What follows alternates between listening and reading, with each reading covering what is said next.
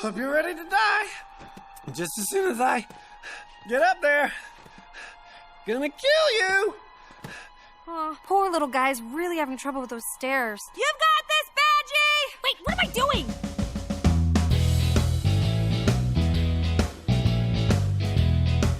doing? So here we go, episode 6 of Star Trek Lower Decks. We have Terminal Provocations, and we're into the back half of the Lower Decks first season, starting in on the second half here. So with me, of course, to discuss the episode as usual, I should say I'm Dan Gunther, and with me is Bruce Gibson. Bruce, how's it going today? I'm the back half of this podcast. This is really great. I'm doing great today.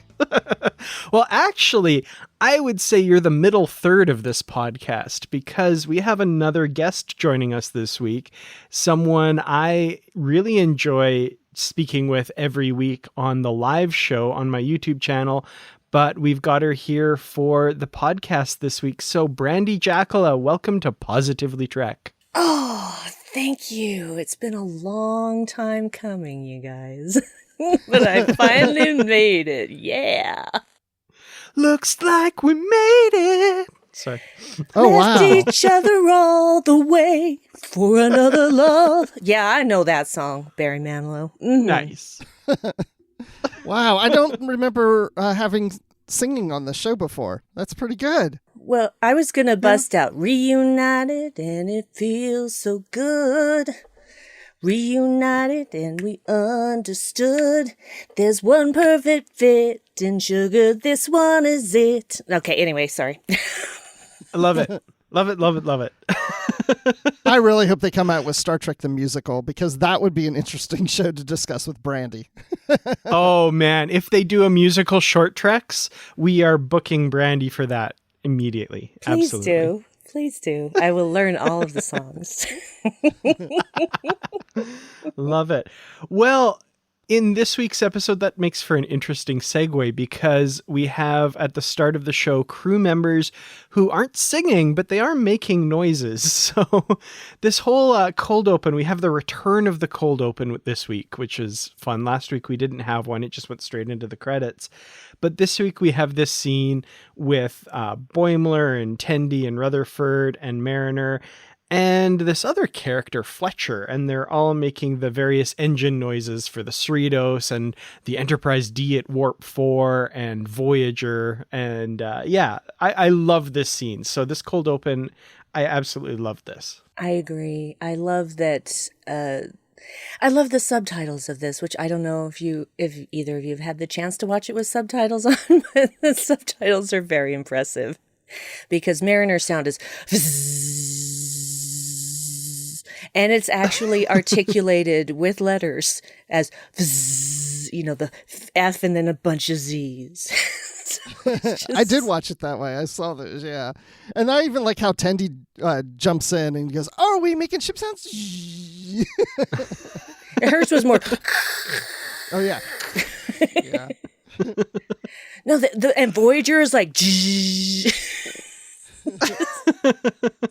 I like that too because it makes sense that Voyager would be famous at this point as well because she's just gotten back like a couple years earlier from this, being thrown to the other side of the galaxy thing. So I like that little inclusion. That was a nice little nod. Yes, I appreciated that as well because far too often Voyager is the redheaded stepchild of the next gen era.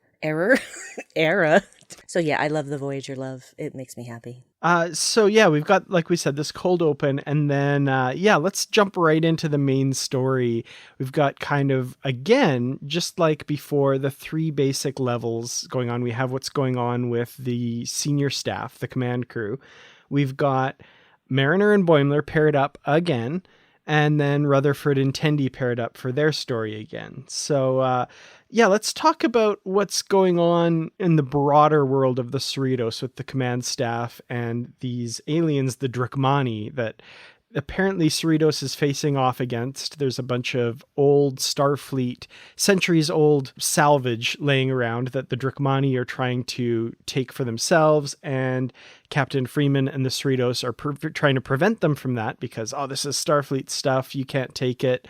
And we get like a literal tug of war with a tractor beam at one point, which I wanted more to come of that. I thought something really crazy would happen there. Yeah, I like seeing all the salvage stuff with the old Starfleet type ships and parts and things.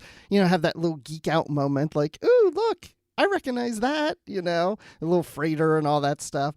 But I like the idea that the fact that they don't have any weapons, this alien race doesn't have the weapons, and so they have to use that. They have to use that tractor beam in order to hurl things at the Cerritos.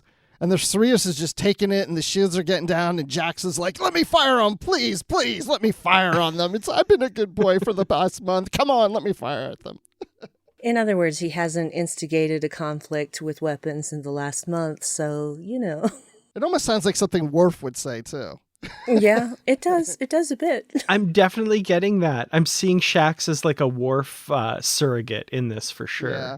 Yeah, except I think he's a little more cuddly.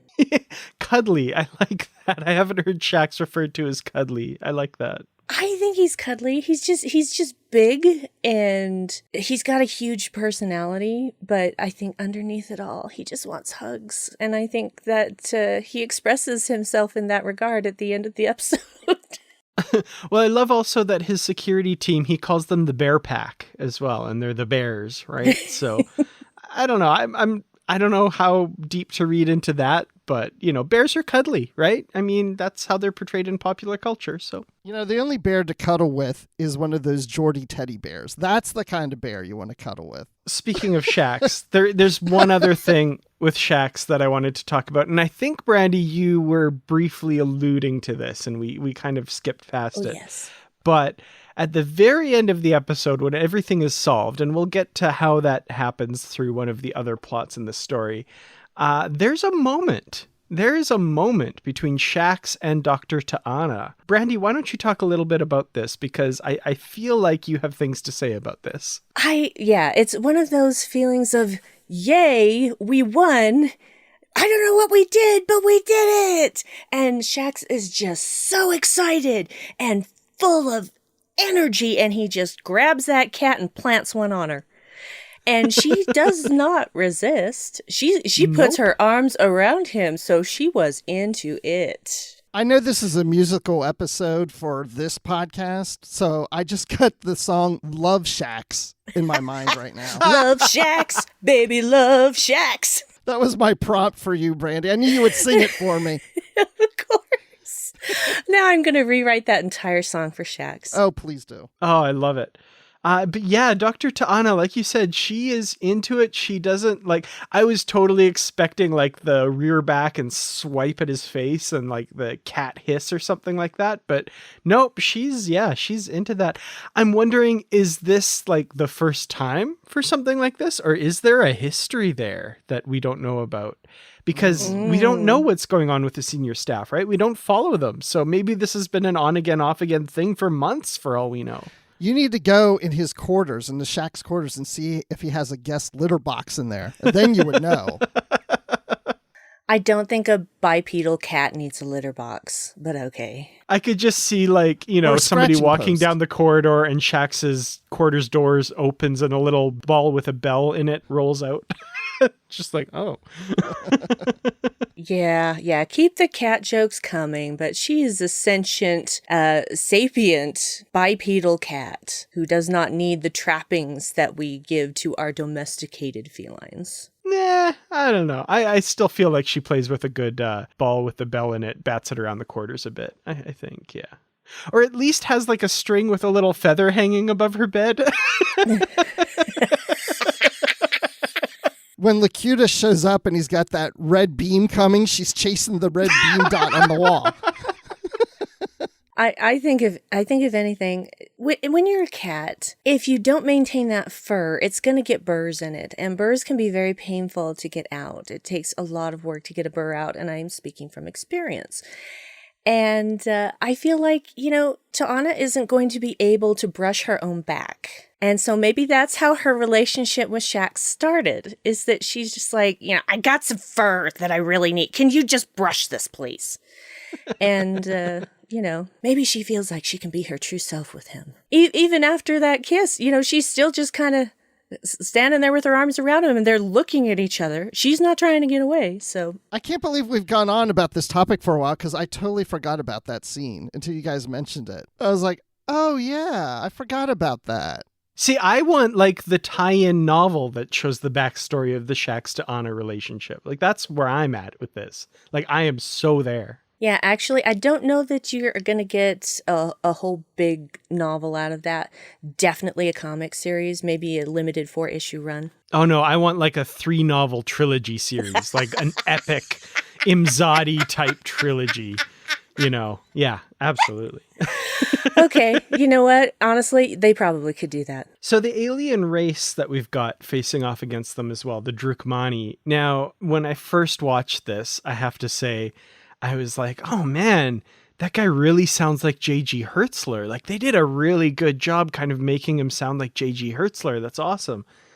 No, it's J.G. Hertzler. We get General Martok as the alien captain, who I will note also has an eye patch and is missing an eye like Martok. So gorgeous little homage there, I think. Honestly, after the guest stars that they've had doing voices, I absolutely believed immediately that it was J.G. Hertzler. I'm like, of course they're going to get J.G. Hertzler.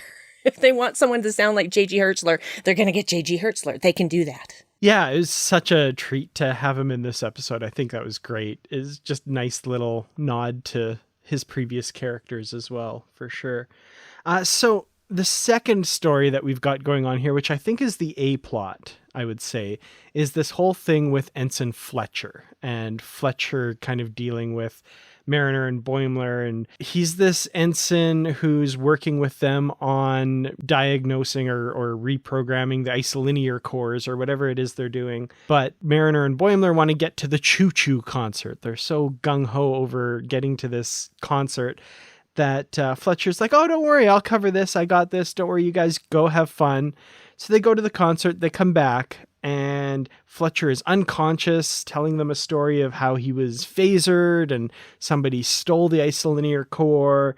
And that leads to all sorts of shenanigans in which, spoiler alert, but not really a spoiler because it's pretty telegraphed. Fletcher's not exactly on the up and up, and he's kind of an idiot, and apparently has set all of this in motion by trying to plug the isolinear core into his brain to make himself smarter so that he could work faster. Yeah. So what did people think of this story and this character? I couldn't stand him. I didn't like him. He was so annoying. I mean, I enjoyed the story, but I'll tell you why I enjoyed the story, because Boimler and Mariner were getting along and not picking on each other. That's what I liked about it. They teamed up together, so that was nice. But we had to have a character like Fletcher in order to tell that kind of story with having these two characters relate to each other. But yeah, he was so annoying. I just kept thinking, if I ever worked with someone like this, I don't know what I would do. And in some ways, I have worked with some people kind of like that, But I will say I'm very, very, very satisfied with how it all ended with him. Very satisfied. Brandi, I feel like you have thoughts. I have worked with at least one Fletcher in my time, and it is a nightmare to deal with people like that, to the point that last night, after doing the Unready Room, I dreamed about one of the Fletchers for a good chunk of the night. Wow. And it was again this whole thing where I'm like, but this person did this, and everyone was just brushing it off. But yeah, it's I've worked with a Fletcher before, and so I actually, the more I talk about it and the more that I've seen it, I like kind of the way that they leaned in to how Fletcher is a complete moron, but he gets by on his charm. Yeah, I still feel like there was some connective tissue missing between seeing both of those traits. Like he's all suave and cool. And I mean, it's like night and day, but that's what happens when you have someone who's probably almost in that sociopathic range where they can put up a great front, but eventually that will crumble and you will see the real person underneath. So I think they went to extremes, and I think that that's what Lower Deck does, is they tend to go to extremes, and that's fine.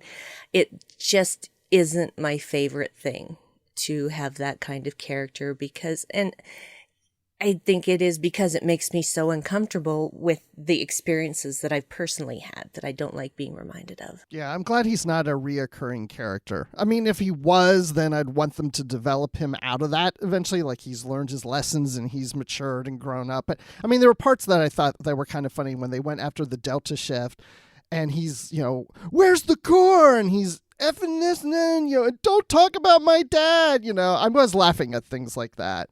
But I will say I was annoyed at the end slightly that he gets promoted. And I'm like, really? Really? Harry Kim never got promoted in 7 years and this guy gets to be a lieutenant? Really? Really? And going to the Titan? Yeah, well, are you really surprised, though, with how it turned out? Because no, I love how it turned out. Yes. Yeah, That's the thing. Mariner knew exactly what she was doing. She took a page from Mom out of that rule book. But he actually wanted to be promoted. He just didn't have the skills to back it up. So in a way, he's an inverse Mariner. I know people have compared him to Barclay, but I think he's more of an inverse Mariner. Mariner is very good at what she does, and she breaks stupid rules that shouldn't be there so that she can do her job better. Whereas Fletcher has no idea how to do his job. And he's very charismatic, so people like him. And Mariner's very abrasive because she doesn't, give you lip service, I guess is the word. Yeah, I think the way it all ended up, the way I think about it is, on the Cerritos, they're not really good enough to figure out that this ensign is, really trouble and that he doesn't deserve to be there. But sending him to the Titan, those people are professionals. And 6 days later, he's out on his butt because they know what makes a good officer. And Brandi, as you pointed out in the live chat last night too, Deanna probably had him figured like within 10 minutes. Like, oh yeah, this guy's awful. Oh, yeah. And she wouldn't have even needed her empathic abilities for that. Nope, not at all. But yeah, I wasn't the biggest fan of this story. And I think for me, like you, Brandi, it was that disconnect between the Fletcher we see at the beginning and the Fletcher we see at the end. I kind of get what they're saying about, like, yeah, he's good with people, he's suave, he has good people skills. But on the flip side, he's a total idiot and can't do his job and has skated by on that. I feel like there's a missing piece in the middle that kind of connected those two together that maybe is on the cutting room floor somewhere or something like that, because it just felt so abrupt. Like when he's sobbing and telling them that he plugged the isolinear core into his brain to make himself smarter. And I'm right there with Boimler. I'm like, wait, what? Like, what is happening with this story? I just was so confused as to, like, how did we get here from there? This is totally ridiculous. To your point, Bruce, what it does for Mariner and Boimler, that's what I'm taking out of this story as the part that I really like is, they're working well together. Mariner isn't insulting Boimler. And they're appreciating each other on this new level that we haven't seen really before, where like they even outright say like, oh, you're actually pretty cool. And, oh, your Starfleet is hell. And this is great. And all this stuff. I really like what it's doing for their friendship at this point. I even like the choo-choo dance, them getting all excited about it. And Boimler's like, I made shirts. And they're getting all, and of course, I'm thinking in my mind, oh, wow, we're going to see choo-choo shirts at STLV or whatever Star Trek convention, and there's going to be a choo-choo dance going through the lobbies and what have you. I mean, that's going to happen. I totally thought that the Titmouse is doing the T-shirt every week for each episode. I totally thought this week's would be the choo-choo shirt. It's actually Badgie, who we're going to talk about next. But I would have loved to see the choo-choo shirt. I think I saw somebody already selling some online, probably not sanctioned by CBS. I could be wrong about that, but I'm sure I've seen an ad pop up somewhere for them already. Do you know who would really want a choo-choo shirt? It would be Charo. She would wear the heck out of that thing, and Charo would be going choo-choo, choo-choo, choo-choo, choo-choo. I'm going to get her a shirt. I'm just going to mail it to her. I think you should. Absolutely. And have her film the unboxing. Oh, that'd be great. Well, let's pop over to the other story that's going on in this episode. And I'm cards on the table. I loved this story. This was my favorite of this episode for sure. And we've got, Rutherford and Tendi paired up again. And this time, Tendi is worried that she'll have to spacewalk, but she never finished her spacewalk course at the academy. So Rutherford's going to help her through this program that he's written with this Starfleet helper dude called Badgie, which obviously, of course, for all of us who lived through the 80s and 90s and early 2000s, we know about Clippy, right? The little 80s is too early. It was the 90s and 2000s, but Clippy, the little Microsoft Word helper guy.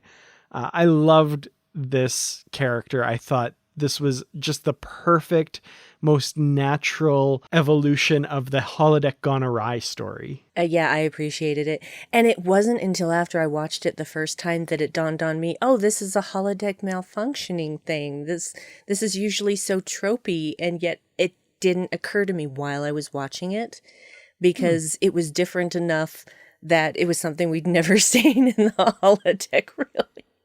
Because, basically Badgie gains sentience, and he's being affected. He's being affected by, like, the gravity parameters in the simulation, which should not be happening, which does lean itself towards he accidentally became sentient. So, well, not in a Moriarty type way, because Moriarty wasn't, skinning people alive.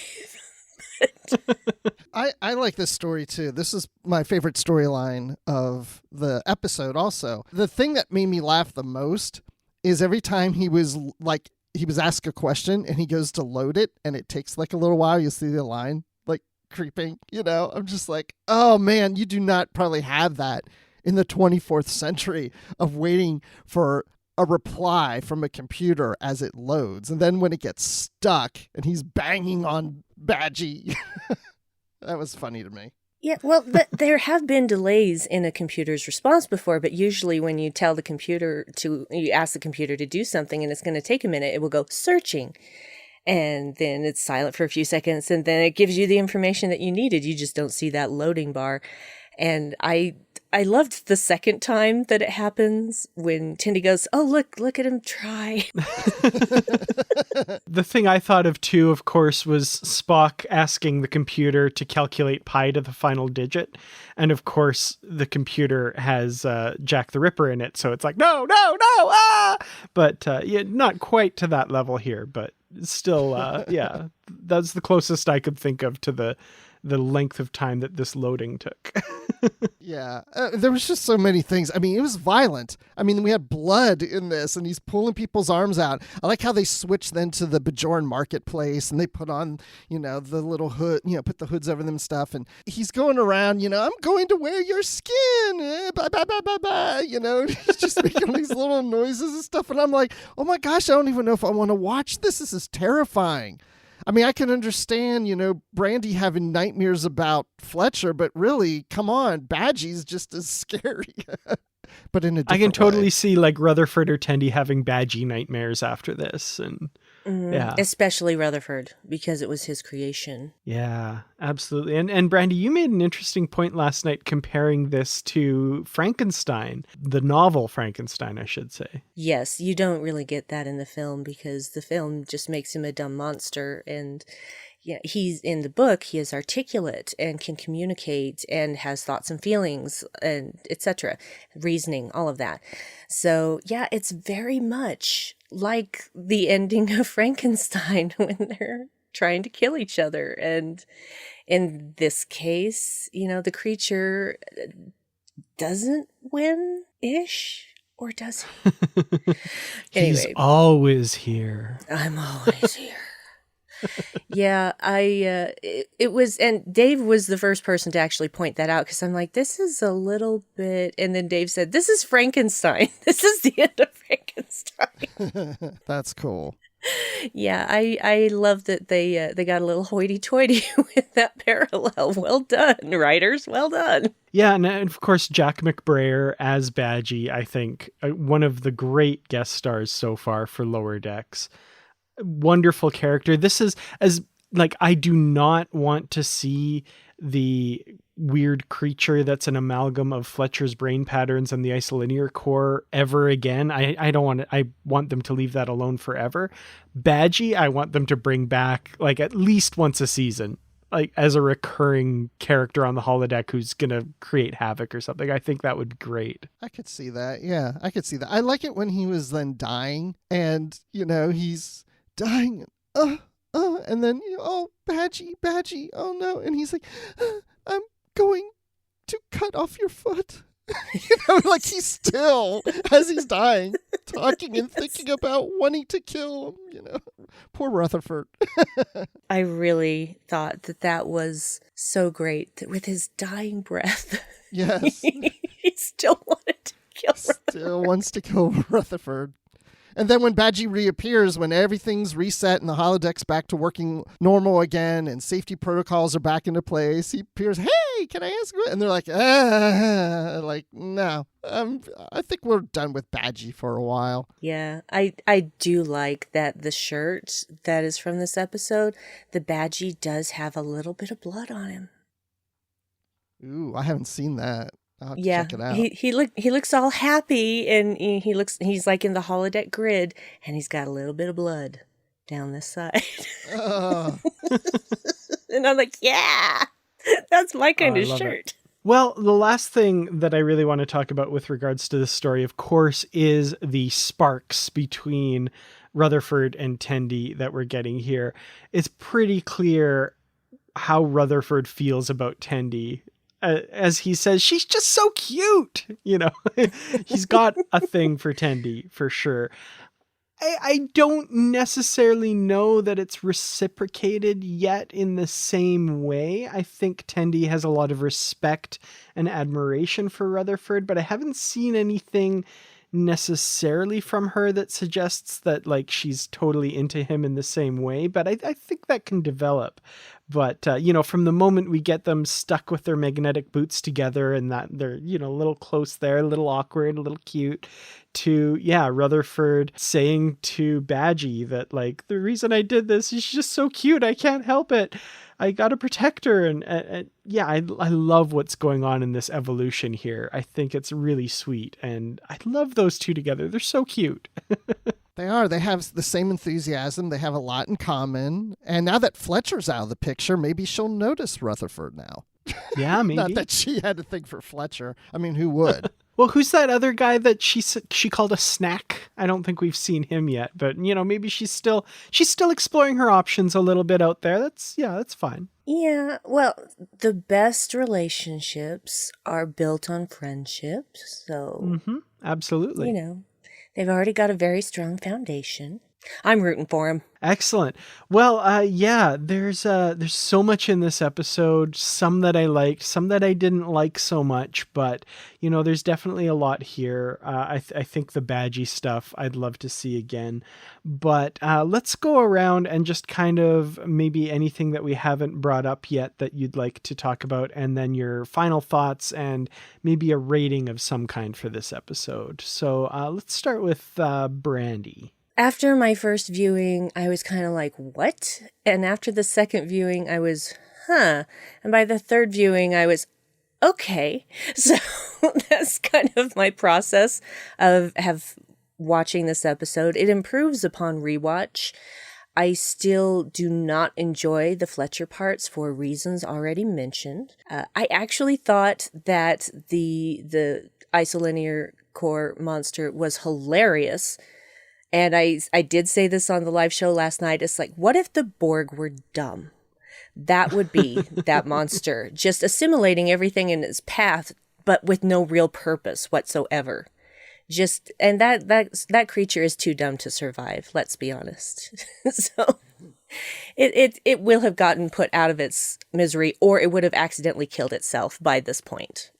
So I'm not too worried about seeing that again. But it has some really great things in it and has some really great lines. And then it also has these things that just, again, remind me of things that were very, very difficult for me. So I give it 3 cut-off foots. Cut off foot. Wow. Cut off feet is what I meant to say, but foots, Yeah. So, it's kind of middle of the road. It's got things I really don't like and things I really do like. And so it ends up being kind of middle. But not that I hated it. I don't hate it. No, I would be there with you too. I mean, I enjoyed it. The thing is, when these come out, they're out first thing when I wake up in the morning. So sometimes I watch them as soon as I wake up, and I'm not even fully awake. So it does help to watch it a second time, because afterwards I was like, wait, that whole core thing and Badgie, were those like somehow went both evil because of the same thing? But they didn't. No, not really. But I just like the humor in this. It was kind of fun. It sounded like the voice actors, especially even the guest actors, were really having a fun time with it, and probably some things were even ad-libbed, I'm assuming. And I like when the Fletcher Corps is attacking Fletcher, and he's like, party of dumbass, and it's just like little lines like that, I was liking. And Badgie by Jack McBrayer. I mean, I love him as Kenneth on 30 Rock and other things that he's done in his stand-up. So just hearing his voice was kind of nice, because like, oh, I always like him.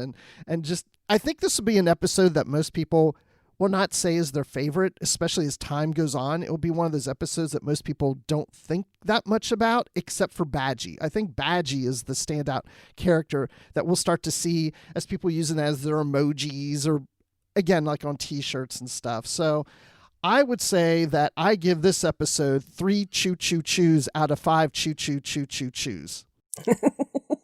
Wow, you went there. Wow, that's amazing. Genius.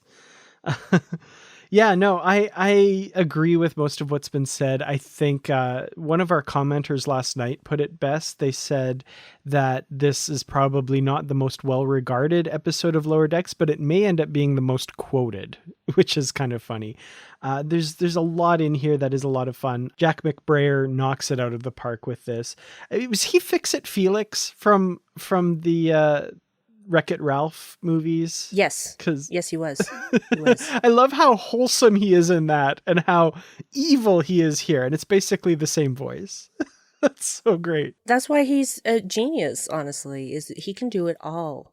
And he's known for a certain type of character. And so it's nice for him to expand and show that he can do other things. My final thoughts, I would definitely say not my favorite story. I think probably my least favorite episode so far, but still a lot in here that I really like. And, I think I would have to give this one a rating of assigning it to Starbase 80, because damn, Starbase 80?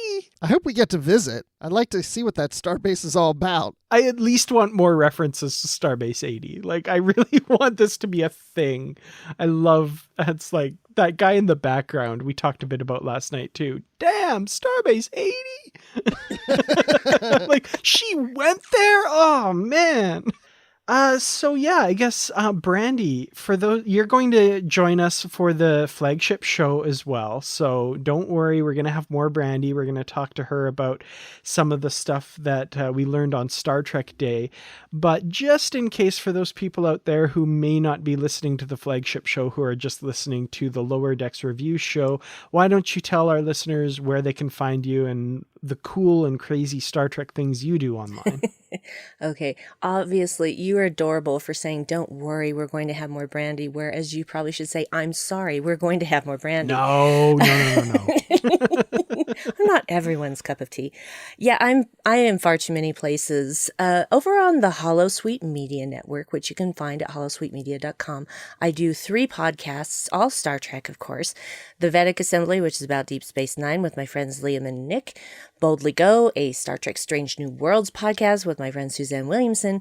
And What the Future Holds, a Star Trek Discovery podcast with my husband Dave. Finally got him into Trek podcasting, y'all. Yay. And Christopher D. Littlefield. And they're all really fun shows in different ways, and I will not give any of them up. I also like Dan said, you can find me on the Unready Room on Friday nights at 7 p.m. Mountain. Figure it out for your time zone. I'm tired of catering to all of you. And, that is going to be on YouTube live at 7 p.m. Mountain Friday nights on Kurt Ratz Productions YouTube channel, which is Dan's YouTube channel. And I also do another live show because I just love live shows called Infinite Trek, which happens on Saturdays at noon Mountain Time on Twitch on the channel Outpost 13. It's just the word Outpost, the number 13. And that is released as an audio podcast on Tuesday on the Trek Geeks Network. And I do that with my friend Aaron Harvey. We're covering Lower Decks as well. He is like the authority on the original animated series. And he finds stuff in these episodes that blows my mind. So well done, Aaron. We're having a great time on that. Finally, I do 2 podcasts outside of Star Trek. Dark Corner podcast with my husband Dave, where we just talk about whatever fandom thing we feel like, and from a slightly darker perspective. That doesn't mean evil, you guys. And I also do Headcanon, which is a solo podcast, rambling trip through my brain and other fandoms, and sometimes you'll even get to hear about my most bizarre dreams. So you can find both of those at darkcornerpodcast.com, and that is it. I'm done. Awesome. And Bruce, where can people find you? I make things go. That's about it. Compared to what Brandi's doing, I do this show. Oh, I'm going to be on the next, this week's Star Wars Report podcast, so you can check that out. I do that occasionally. I used to be on more often, but not as much now because I'm doing a lot on this show. And you can find me on Twitter at Admiral_Rex. Excellent. And you can find me on Twitter. I'm at Kurtrats. That's KERTRATS. And also the Kurtrats Productions YouTube channel, which Brandi mentioned. And yeah, join us Friday nights for the live show in the Unready Room. That's always a lot of fun. And we appreciate more people coming to that and hearing us ramble on in our unready way about Star Trek and most recently the episodes of Lower Decks. So and this podcast, you can find us on Twitter at PositivelyTrek. Email us with any thoughts you have, positivelytrek@gmail.com. And you can also join our discussion group on Facebook. Just search Positively Trek on Facebook. We have both a page and the Positively Trek discussion group. Be sure to join both. There's great posts and great discussions happening there all the time. So thank you so much for joining us. We'll see you next week for Much Ado About Boimler, episode 7 of Lower Decks. But until then, stay positive.